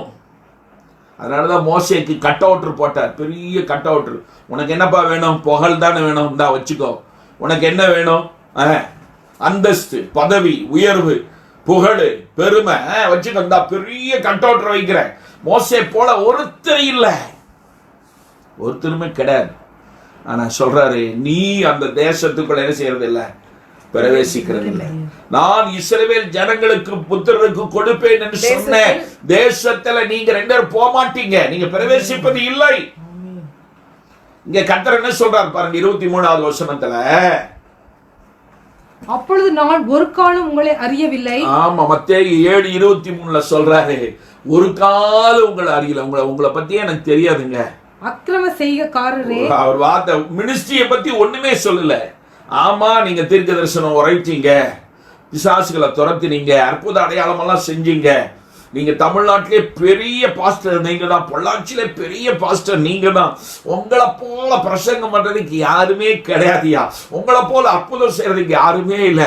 நீங்க வெள்ளையம் போட்டு அடே அடே அடே அப்பா உங்களை போல அருமை அப்படி யாரும் சொல்லவே இல்லை. பாருங்க, அக்கிரம செய்கைக்காரரே என்னை விட்டு அகன்று போங்கள். ஆமா, 70 லட்சம் ரூபாய் 70 லட்சம் ரூபாய் காரு. ஏன் 7 லட்சம் ரூபாய் கார்ல போனா ஆகாதா? 20 லட்சம் ரூபாய் கார்ல போனா ஆகாதா? 70 லட்சம் ரூபாய் காரு, கோடி கோடி கோடியாய் போட்டு வீட்டை அப்படியே எல்லாமே ஆட்டோமேட்டிக் தான், எல்லாமே ஆட்டோமேட்டிக். சாகும்போது கூட அப்படியே ஆட்டோமேட்டிக்கா போயிடும் சாகு. யார் காசு இது? எதுக்காக கர்த்தர் இந்த பணத்தை கொடுத்தார்? ஒவ்வொரு விசுவாசி, நான் சொல்றேன் கவனிங்க, ஒவ்வொரு விசுவாசியும் ஆண்டவரால் இயேசு கிறிஸ்துவின் இரத்தத்தினால் மீட்கப்பட்ட ஒவ்வொரு விசுவாசிக்கும், ஒவ்வொரு ஊழியக்காரனுக்கும் கர்த்தர் கொடுக்கிற ஒவ்வொரு காரியத்திலும் இது பாருங்க, கர்த்தர் கணக்கு கேட்பார். அவருக்கு கணக்கு கொடுத்தாகணும். சொத்து சம்பாதித்து சொத்து மேல சொத்து வாங்கி, வயலுக்கு மேல வயல், வீடுக்கு மேல வீடு வாங்கி வாங்கி குவிப்பதற்கு அல்ல. சுகபோகமாய் வாழ்வதற்கல்ல. நீ ஊழியத்துக்கு எவ்வளவு கொடுத்தான்னு கேட்பான். உன் பாஸ்டர் பசியும் பட்டினியுமாய் இருக்கும்போது நீ எவ்வளவு கொடுத்தாய்? எத்தனை ஊழியக்காரனை சந்திக்கிறாய்? நீ யாருக்கு கொடுத்தாய்? எவனுக்கு கொடுத்தாய்? கேட்பா. நம்ம பதில் சொல்லி ஆகணும். அருமையானவர்களே, யாராய் இருந்தாலும் சரி, அக்கிரம செய்கைக்காரரே நீங்கள் என்னை விட்டு சொல்லுவேன். அப்பா, மினிஸ்ட்ரி பத்தி ஆண்டவர் எந்த அப்ரிசியேஷனும் கொடுக்கலங்க. நீ நல்லா புரிந்து கொள்ளுங்க. அருமை தம்பி, சூப்பர் தம்பி, உங்க அம்மா அப்பாவுக்கு நல்ல அழகான வீடு கட்டி அப்படியே தொட்டில வச்சு ஆட்டின தம்பி அப்படியெல்லாம் சொல்ல மாட்டார். என்ன நீ என்னுடைய சித்தம் செய்யலைன்னா அவ்வளவுதான். கர்த்தருடைய சித்தம் செய்யலைன்னா அவ்வளவுதான். ஆண்டவர் சொல்லுவார், உன்னை எனக்கு தெரியாது, நீ யாரு? சாமுவேல் செல்வராஜா, எனக்கு தெரியாது, நீ அக்கிரம செய்கைக்காரன், செய்ய என்னை விட்டு அகன்று போ, என்னை மூஞ்சில முழிக்காத, ஓடி போயிரு. ஐயோ என்ன ஆண்டவரே, உலகம் முழுவதும் அறியப்பட்ட பெரிய ஊழியக்காரன் நான். போடா, ரொம்ப சீப்பா சொல்ற. போ, என்னை விட்டு அகன்று போங்க. ரொம்ப ஜாக்கிரதை அருமையானவர்களே. அற்புதங்கள் நடக்கிறதினாலும் தீர்க்க தரிசனங்கள் உரைக்கிறதினாலும் இவங்க மகா பரிசுத்தவான், அவங்க செய்யறதையெல்லாம் கர்த்தர் அங்கீகரிச்சிட்டு இருக்காருன்னு நினைச்சாருங்க. இவ்வளோ பெரிய நகை போட்டிருக்கிறதையெல்லாம் கர்த்தர் அங்கீகரி. தெளிவாய் உங்களுக்கு சொல்லுகிறேன், கர்த்தருடைய நாமத்தினாலே சொல்லுகிறேன், இந்த வார்த்தை உங்களை நியாயம் தீர்க்கும். அவங்க செய்யறதெல்லாம் கர்த்தர் அங்கீகரிக்கிறார் நீங்க நினைச்சுக்காதீங்க. தேவனுடைய வார்த்தையை எதிர்த்து நிற்கிறார்கள். அப்படிப்பட்டவர்கள் எதிர்த்து நிற்கிறார்கள். தேவனை அல்ல தட்டுகிறார்கள். உலகத்துக்கு மரித்தவர்கள் அவர்கள். நானோ நம்முடைய கர்த்தராகிய இயேசு கிறிஸ்துவின் சிலுவையை குறித்தே இல்லாமல் வேறொன்றை குறித்து நாங்கள்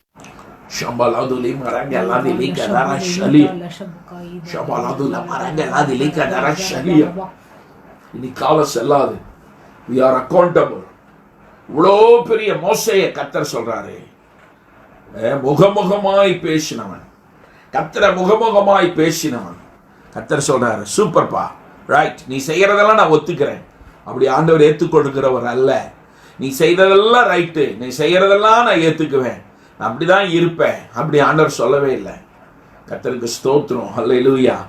பாருங்க, ஒரு 2-3 வசனத்தை வாசி நம்ம முடிக்கலாம். உபாகம புஸ்தகம் 3ஆம் அதிகாரத்துல, உபாகம புஸ்தகம் 3ஆம் அதிகாரம் 23வது வசனத்திலிருந்து பாருங்க. அக்காலத்தில் நான் கர்த்தரை நோக்கி, கர்த்தராய் ஆண்டவரே, நீர் உமது அடியேனுக்கு உமது மகத்துவத்தையும் உமது வல்லமையுள்ள கரத்தையும் காண்பிக்க தொடங்கினீர். வானத்திலும் பூமியிலும் உம்முடைய கிரியைகளுக்கும் உம்முடைய வல்லமைகளுக்கும் ஒப்பாக செய்யத்தக்க தேவன் யார்? அப்படியே பாருங்க, ஜபத்துல பாருங்க, அப்படியே அணத்துவாங்க. ஆஹா, அப்படியே எச்சு ஒழுகிறது மாதிரி ஜெபம். அதே மாதிரி எச்சு ஒழுகிற மாதிரி ஆண்டவரே எச்சில ஊத்துற மாதிரி அழகா ஜெபிக்கிறார் மோசே. அப்பா, உங்களை போல யாரு? கர்த்தராகிய ஆண்டவரே, நீர் உமது அடியேனுக்கு உமது மகத்துவத்தையும் வல்லமையுள்ள கரத்தையும் காண்பிக்க தொடங்கினீர். வானத்திலும் பூமியிலும் உம்முடைய கிரியைகளுக்கும் உம்முடைய வல்லமைகளுக்கும் ஒப்பாக செய்யத்தக்க தேவன் யார்? உங்களை போல யாருமே கிடையாது. அப்படி உச்சாணியில கொண்டு போய் அடுத்த விஷயம் சொல்றாரு. அடுத்த வசனம் பாருங்க. நான் கடந்து போய், இவர் விஷயத்துக்கு வந்துட்டார். நான் கடந்து போய் யோர்தானுக்கு அப்புறத்துள்ள அந்த நல்ல தேசத்தையும் அந்த நல்ல மலையையும் லீபனோனையும் பார்க்கும்படி உத்தரவு கொடுத்தருளும் என்று வேண்டிக் கொண்டேன். கர்த்தர் உத்தரவு கொடுத்துதான் பூமியில எந்த விஷயம் நடக்க. அருமையானவர்களே, நல்லா புரிந்து கொள்ளுங்க. மோடி ஆட்சியில வச்சிருக்கிறார், அவர் உத்தரவு கொடுத்தது. அவர் உத்தரவு கொடுக்காம ஒரு முடி கூட அசையாது. உத்தரவு கொடுத்தருளும் என்று வேண்டிக் கொண்டேன். கர்த்தரோ, அங்க என்ன வார்த்தை போடுற வசனத்தை நீங்க நல்லா அண்டர்லைன் பண்ணி வைத்துக் கொள்ளுங்க. கர்த்தரோ உங்கள் நிமித்தம் என் மேல் கோபம் கொண்டு கதவுறாரு. எனக்கு செவி கொடாமல் என்னை நோக்கி போதும் இனி இந்த காரியத்தை குறித்து என்னோட பேச வேண்டாம். சும்மா பாரு, எங்கிட்ட போக மாட்டேன்னு சொன்னா போக மாட்டேன், அவ்வளவுதான், முடிஞ்சு போச்சு. சும்மா எங்கிட்ட வந்து எச்சி உழுகிற மாதிரி ஜெர்மனி ஜெர்மனி ஜெர்மனி என்னெல்லாம் கூப்பிடாத. போதும், இந்த காரியத்து குறித்து என்னோடு கூட பேச வேண்டாம், பேசாத. போதும், நிறுத்திக்கோ, இனிமேல் நீ பேசாத.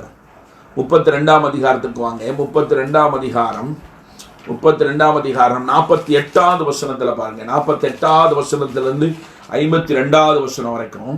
அந்த நாளிலே தானே கர்த்தர் மோசேயை நோக்கி, நீ எரிகோவுக்கு எதிரான மோவாப் தேசத்தில் உள்ள இந்த அபாரீம் என்னும் மலைகளில் இருக்கிற நேபோ பர்வதத்தில் ஏறி, நான் இஸ்ரவேல் தந்தையாருக்கு காணியாட்சியாக கொடுக்கும் கானான் தேசத்தை பாரு.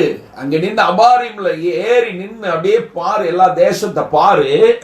நீங்கள் சீன் வனாந்தரத்தில் உள்ள காதேசிலே மேரிபாவின் தண்ணீர் சமீபத்தில் இஸ்ரவேல் புத்திரருக்குள்ளே என்னை பரிசுத்தம் பண்ணாமல் அவர்கள் நடுவே என் கட்டளைகளை என்னை பரிசுத்தம் பண்ணாமல் அவர்கள் நடுவே என் கட்டளைகளை மீறினதினாலே, ஆமா, கட்டளைகளுக்கு கீழ்ப்படியாததினாலே உன் சகோதரனாகிய ஆரோன் ஓர் என்னும் மலையிலே மரித்து தன் ஜனத்தாரிடத்தில் சேர்க்கப்பட்டது போல நீயும் ஏற போகிற மலையிலே மரித்து உன் ஜனத்தாரிடத்தில் சேர்க்கப்படுவாய்.